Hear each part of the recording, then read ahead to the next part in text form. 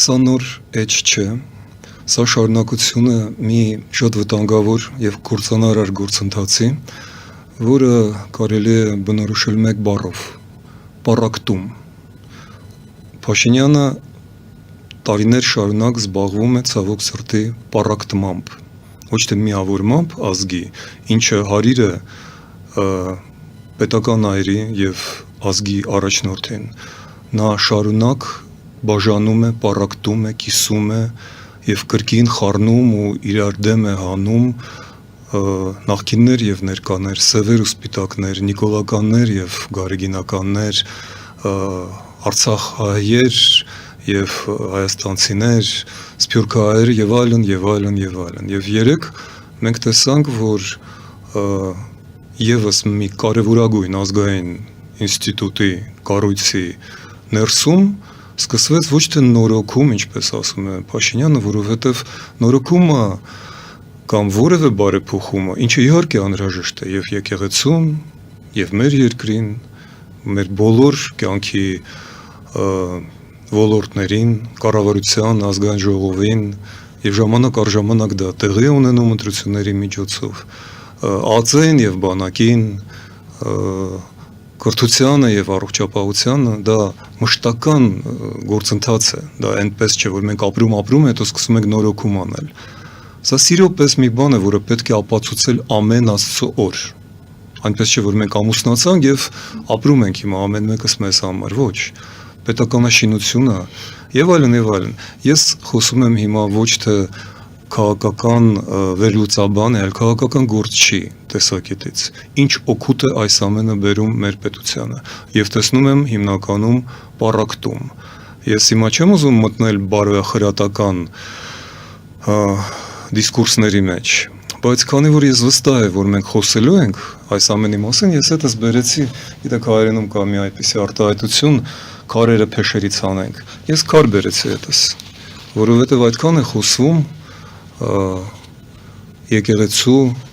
բարոյականության, քրիստոնեության մասին, Քրիստոսի կարևորագույն պատգամներից մեկը սա էր, նա քար դրեց, ասեց, ով անմեղ է իրեն համարում, թող առաջինը շպրտի այս քարը։ Խոսքը գնում էր մի պոռնիկ կնոջ մասին, որին ըստ Աբրահամի օրենքների, ըստ Մովսեսի օրենքների առաջարկվում էր քարկոծել, սպանել քարկոծությամբ, քարկոծելով, և Քրիստոսը արեց այս հայտնի բանը, այսինքն ինչի մասին է սա, ներելու, մոռանալու, ոչ, սա պառակտման դեմ է, սա ատելության դեմ է, սա այն է,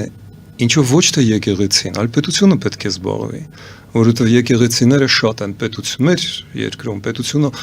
պետք է հիշի, որ եկեղեցին առայցային էլ պառակտված է, 56 թվին վերջին պառակտումը եղավ, մինչև դա ուրիշ պառակտումներ կային, մենք ունենք առաքելական, կաթոլիկ,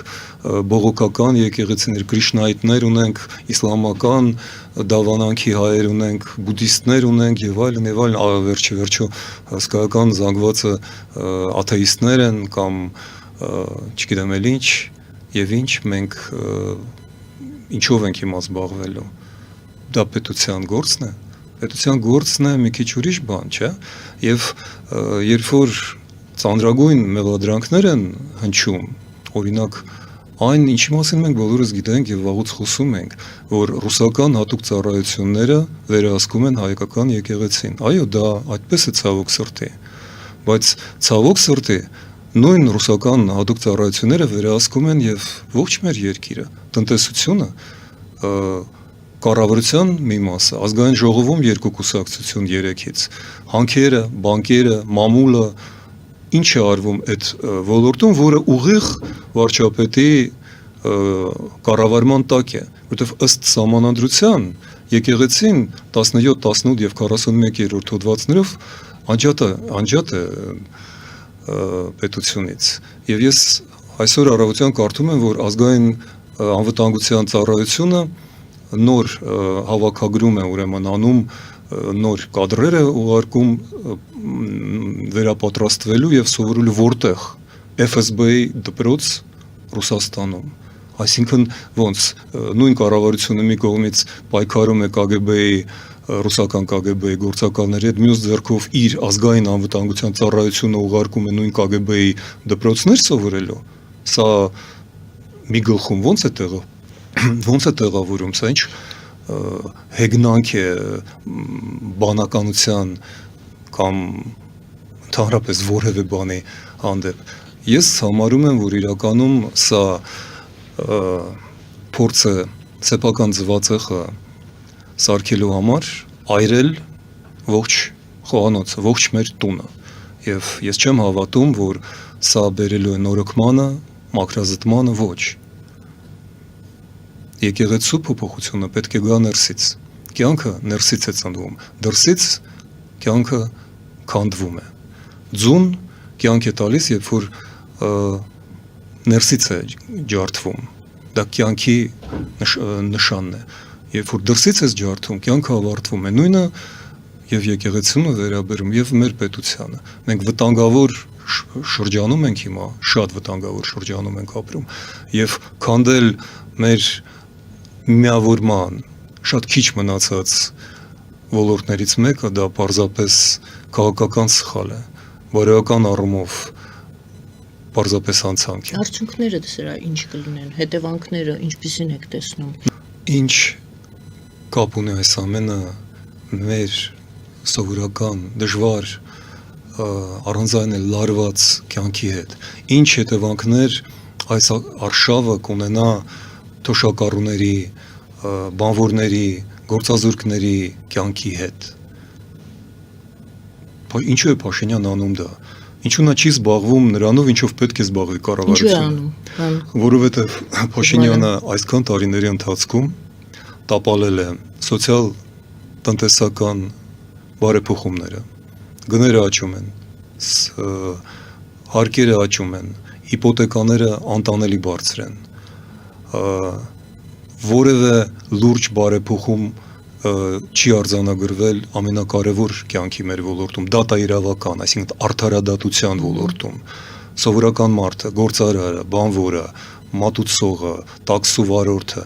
պաշտպանված չեն պետությունից, պաշտպանված չեն հսկիչներից, պաշտպանված չեն մեծահարուստներից։ Էլ չեմ ասում դիվանագիտական եւ ռազմական տապալումներ ուղղակի աղ չլցնենք մեր բաց վերքերի վրա, այսինքն որ ոլորտում է արձանագրված հաջողություն, որ հիմա թողած բոլոր այս ոլորտները, որտեղ չի կառուցվել որևէ լուրջ բան, բացի ասֆալտ փռելուց։ Կներեք, ասֆալտ փռելով պետություն, առավել ևս ժողովրդավարական պետություն, իսկ ուրիշ Հայաստան չի գոյատևի։ Այդպես պետություն չի կառուցվում։